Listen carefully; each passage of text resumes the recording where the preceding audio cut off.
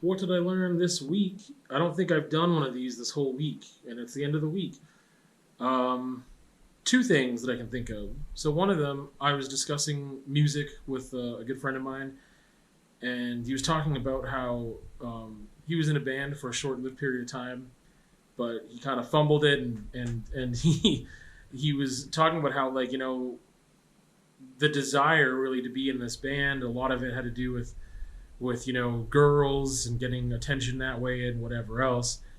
And I was just thinking of, like, I obviously know that's a thing, but, like, haven't really run into many people that have done that.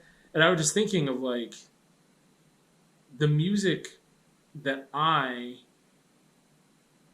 was into early on.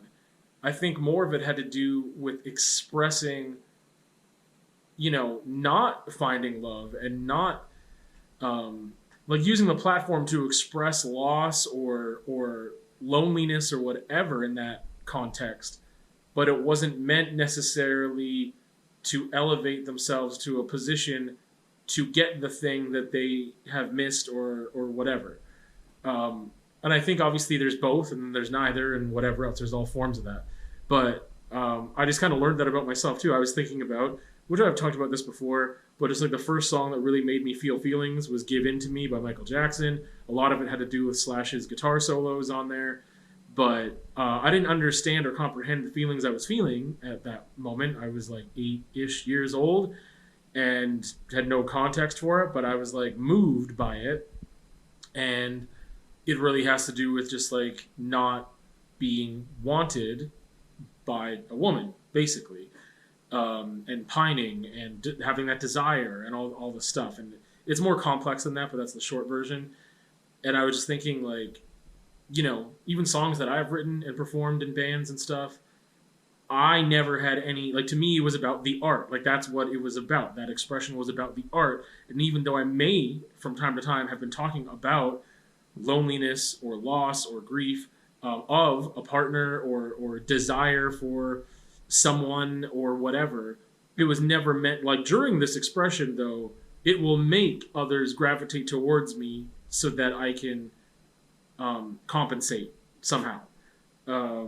So it was really interesting just how people, I don't know, I just learned more about that distinction that I already knew, but it really wasn't brought to me because I hadn't had anyone close to me that was ever, in a band that used that platform, very consciously used that platform to try to get women, to be, I guess, really blunt. I'm going to switch hands here. That probably made a bunch of noise. Man, I need to figure something out with, like, my mic situation here. I'm, like, looking right now. Yeah, it's just, it's I don't know. There's just so much noise when I do things like switch hands or whatever. It's not a big deal. I need to shut my face. Anyway, this is really hard with my left hand right now with the way I'm holding the camera. Other thing that I learned, I found, I was given, another friend had given me a pain scale to just kind of measure, because I was talking about my knees and stuff and how that's been going. And I was like, I don't know, like, going on a 1 to 10 scale is really difficult. I don't know how to define a 4 versus a 5 or a 6 or whatever. I can kind of do like 1, 2, 3. Like, that's what I can do on a pain scale. Like, it's really hard to just, like, there's nuance there and I understand it. But I learned that judging by this pain scale, a 5 on that pain scale is that, is kind of what I'm experiencing now, is that there is some disruption, that I cannot do my regular activities without disruption. And I feel like that's where I'm at with my knees. They don't really hurt, and then I start doing something like stairs, and if I have to change or alter the way that I am going up or down stairs, I guess that is that. It's a 5. Whereas a 10 is so excruciating you can't think about anything else other than the pain. Which, yeah, and 0 would be no pain at all. I don't remember what 1 is, but anyway, that's what I learned this week. I probably learned a lot more, but I've been having a real week, and I don't know what that means right now, but I also don't have time to explore it. I haven't really let myself, I've been getting into, like, the routine and stuff, and that's in the vlog about, like, doing physio stuff, but I haven't really given myself the time to think about what have I learned. So I would like to keep that up. I think it's a good practice to do, but I also need to make some downtime. There's another thing I learned.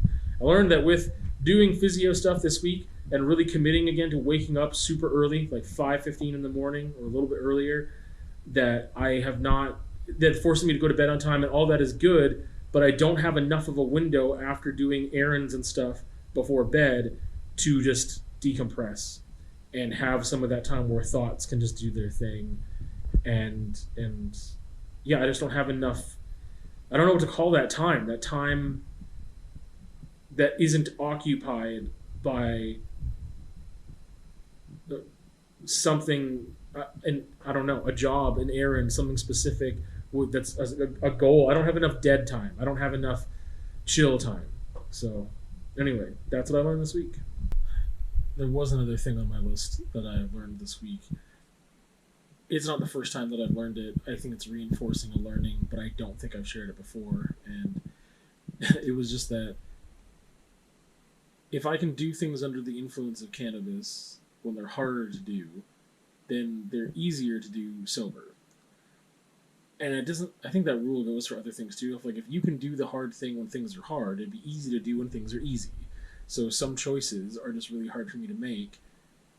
And if I can, it's harder and easier. I don't know. It's an interesting mix because they're easier to make in a way because under the influence of cannabis, I can just be more go with the flow. I can see things in a different perspective. I kind of get out of my usual neural pathways in order to understand this thing, whatever this choice is or whatever I'm feeling or experiencing in a different way. And when I can view it in that different way, then I can make a choice that normally would be harder for me to make. But I don't know. It's easier to make that choice sometimes, and other times it's not. It's both at the same time. Because sometimes, let's say it was a food thing of man, you really got the munchies and you really want to eat, but you have committed to eating healthier and better and whatever, and wow, you really, it'd be really cool to eat that thing right now. But then also, I can win that battle, and if I win that battle while I am enjoying cannabis, then it's easier for me to win that battle when I'm sober. I hope that makes sense.